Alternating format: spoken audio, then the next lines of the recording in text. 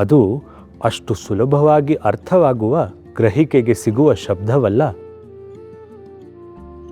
ಈ ಜಗತ್ತಿನ ಸೃಷ್ಟಿಯೇ ಆ ಶಬ್ದದ ಜಾಲದೊಳಗೆ ಬಂದಿಯಾಗಿದೆ.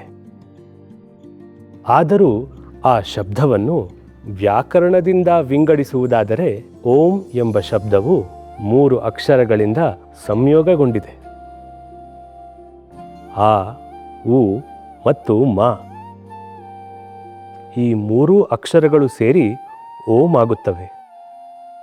ಇದರ ಜೊತೆಗೆ ವೇದಾಂತ ಮತ್ತು ಉಪನಿಷತ್ತುಗಳ ಪ್ರಕಾರ ಅರ್ಧ ಮಾತ್ರೆ ಎಂದರೆ ನಾದ ಮತ್ತು ಮೌನ ಕೂಡ ಸೇರಿದೆ. ಇದು ಓಂ ಉಚ್ಚಾರಣೆಯ ನಂತರ ಉಂಟಾಗುವ ನಿಶ್ಶಬ್ದ ಸ್ಥಿತಿಯನ್ನು ಸೂಚಿಸುತ್ತದೆ. ಹಾಗಾಗಿ ವ್ಯಾಕರಣ ದೃಷ್ಟಿಯಿಂದ 3 ಅಕ್ಷರಗಳು, ಆಧ್ಯಾತ್ಮಿಕ ದೃಷ್ಟಿಯಿಂದ 4 ಭಾಗಗಳು. ಹಾಗೆಯೇ ಮಾಧ್ವ ಸಂಪ್ರದಾಯದಲ್ಲಿ ಓಂಕಾರ ಅತ್ಯಂತ ಪವಿತ್ರವಾದ ಮಂತ್ರವಾಗಿದೆ. ಶ್ರೀ ಮಧ್ವಾಚಾರ್ಯರು ಹಾಗೂ ಅವರ ಪರಂಪರೆಯ ಆಚಾರ್ಯರ ಪ್ರಕಾರ ಓಂಕಾರವು ಮುಖ್ಯವಾಗಿ ಶ್ರೀ ಮಹಾವಿಷ್ಣುವನ್ನು ಸೂಚಿಸುವ ಪರಮವಾಚಕವಾಗಿದೆ. ಅಂದರೆ ಆ ಪರಬ್ರಹ್ಮ ಸ್ವರೂಪವಾದ ವಿಷ್ಣುವನ್ನು ಸೂಚಿಸುತ್ತದೆ. ಉ ವಿಷ್ಣುವಿನಿಂದ ಎಂದಿಗೂ ಬೇರ್ಪಡದ ನಿತ್ಯಾನುಗಾಮಿನಿ.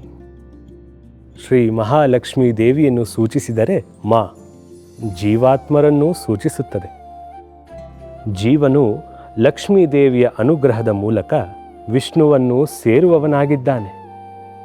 ಹಾಗಾಗಿ ಆ, ಉ ಮತ್ತು ಮ ಸೇರಿದರೆ ಓಂ ಎಂಬುದು ಶ್ರೀ ಲಕ್ಷ್ಮೀ ಸಮೇತ ಶ್ರೀಮನ್ನಾರಾಯಣನೇ ಪರಮಾತ್ಮ, ನಾವು ಅವನ ಆಶ್ರಿತ ಜೀವಗಳು. ಇದೇ ದ್ವೈತ ಸಿದ್ಧಾಂತದ ಸಾರ. ಈಗ ಅರ್ಥವಾಯಿತೆ? ಅರ್ಥವಾಯಿತು ಗುರುಗಳೇ. ಓಂಕಾರದ ಅರ್ಥ ಇಷ್ಟು ವಿಸ್ತಾರವಾಗಿದೆ ಅನ್ನೋದು ನಮಗೆ ತಿಳಿದಿರಲಿಲ್ಲ ಗುರುಗಳೇ.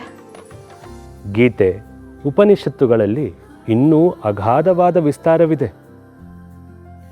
ನೀವು ಮುಂದೆ ಅದನ್ನು ತಿಳಿಯುತ್ತಾ ಹೋಗಬಹುದು. ನಿಮ್ಮ ಏಕಾಗ್ರತೆಯನ್ನು ಪರೀಕ್ಷಿಸುವ ಮನಸ್ಸಾಯಿತು. ಹಾಗಾಗಿ ಈ ಪ್ರಶ್ನೆ ಕೇಳಿದೆವು.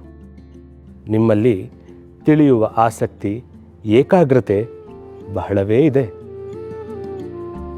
ಮುಂದೆ ನೀವುಗಳು ದೊಡ್ಡ ಸಾಧಕರಾಗುವುದರಲ್ಲಿ ಯಾವುದೇ ಸಂಶಯವಿಲ್ಲ.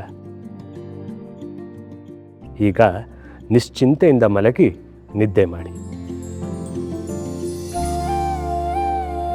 ಶುಭವಾಗಲಿ.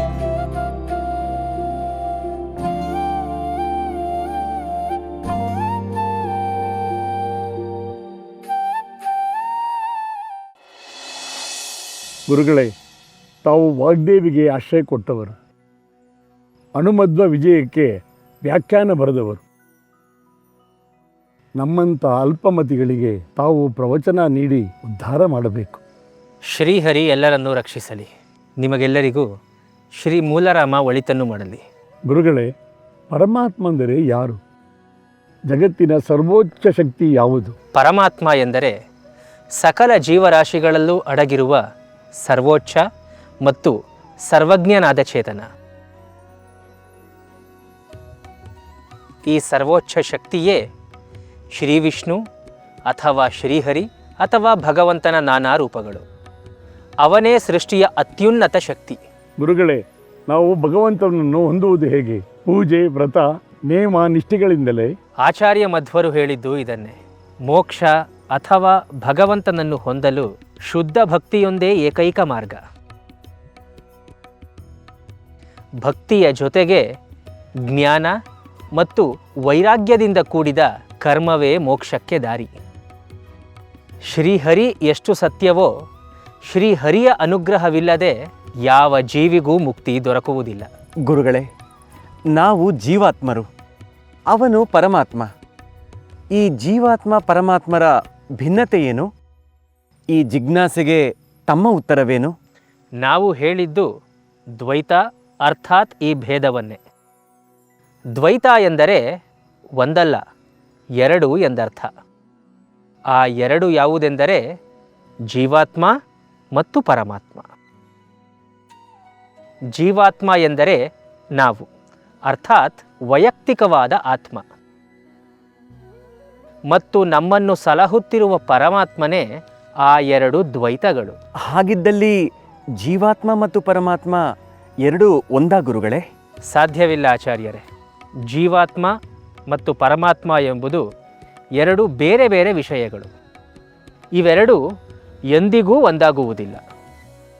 ಪ್ರತಿಯೊಂದು ಜೀವಾತ್ಮವು ಭಿನ್ನವಾಗಿರುತ್ತದೆ ಮತ್ತು ಅದು ಭಗವಂತನಿಗೆ ಅಧೀನವಾಗಿರುತ್ತದೆ.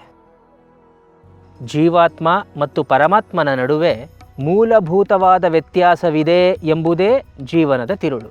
ಗುರುಗಳೇ, ಈ ಸಂಸಾರ ಸುಳ್ಳು, ಈ ಜಗತ್ತು ಸುಳ್ಳು, ಎಲ್ಲವೂ ಶೂನ್ಯ ಎಂದು ಎಲ್ಲರೂ ಹೇಳುತ್ತಾರೆ. ಆದರೆ ಶ್ರೀ ಮಧ್ವರ ಪ್ರಕಾರ ಜಗತ್ತು ಎಂದರೇನು? ಈ ಜಗತ್ತು ಸುಳ್ಳೇ? ಜಗತ್ತು ಎಂಬುದು ಮಿಥ್ಯಾತ್ಮಕ ಅಥವಾ ಭ್ರಮಾತ್ಮಕ ವಿಷಯವಲ್ಲ, ಅದು ಸತ್ಯವಾದದ್ದು. ಭಗವಂತನಿಂದ ಸೃಷ್ಟಿತವಾದ ಈ ಜಗತ್ತು ಎಂಬುದು ಸಂಪೂರ್ಣವಾದ ಸತ್ಯ. ಇದೆಲ್ಲಕ್ಕೂ ಮೀರಿದ ಸತ್ಯ ಒಂದಿದೆ, ಅದು ನಮ್ಮ ನಡವಳಿಕೆ. ಭಕ್ತಿಯ ಜೊತೆಗೆ ಸದಾಚಾರಯುಕ್ತವಾದ ಜ್ಞಾನ ಬಹಳ ಮುಖ್ಯ. ಇಲ್ಲಿ ನುಡಿಗಿಂತಲೂ ನಡೆ ಮುಖ್ಯ. ಆ ನಡೆಯಿಂದ ಲೋಕೋದ್ಧಾರವಾಗಬೇಕು. ಗುರುಗಳೇ, ನಿಮ್ಮನ್ನು ಪ್ರಶ್ನಿಸುವಷ್ಟು ದೊಡ್ಡವನಲ್ಲ ನಾನು. ಆದರೂ ನನ್ನದೊಂದು ಪ್ರಶ್ನೆ ಕೇಳಬಹುದೇ? ಕೇಳಿ. ಈ ಜನನ ಮರಣಗಳ ಚಕ್ರದಿಂದ ಪಾರಾಗುವುದು ಹೇಗೆ? ಈ ಬಂಧನದಿಂದ ಬಿಡುಗಡೆಗೊಳ್ಳುವುದು ಹೇಗೆ? ಜಾತಸ್ಯ ಹಿ ಧ್ರುವಂ ಮೃತ್ಯುಹು ಅನ್ನೋ ಮಾತಿದೆ. ಹುಟ್ಟಿದವರೆಲ್ಲ ಒಂದು ದಿನ ಸಾಯಲೇಬೇಕು. ಹುಟ್ಟು ಎಷ್ಟು ಆಕಸ್ಮಿಕವೋ ಸಾವು ಅಷ್ಟೇ ಅನಿವಾರ್ಯ ಮತ್ತು ನಿಶ್ಚಲ. ಆದರೆ ಈ ಜೀವ ಹೋಗುವುದರ ಒಳಗೆ ನಾವು ಸದಾಚಾರದಿಂದ ನಡೆಯಬೇಕು. ಈ ಜನನ ಮರಣ ಚಕ್ರದಿಂದ ನಾವು ಬಿಡುಗಡೆ ಹೊಂದುವುದಕ್ಕೆ ಶ್ರೀಹರಿಯ ಧ್ಯಾನವೊಂದೇ ಸುಲಭವಾದ ಮಾರ್ಗ. ಶುದ್ಧ ಭಕ್ತಿಯೇ ಮೋಕ್ಷಕ್ಕೆ ದಾರಿ. ಧನ್ಯನಾದೆ ಗುರುಗಳೇ, ಧನ್ಯನಾದೆ. ನಾವು ಎಲ್ಲ ಜೀವಿಗಳು ಪರಮಾತ್ಮನ ಅನುಯಾಯಿಗಳು.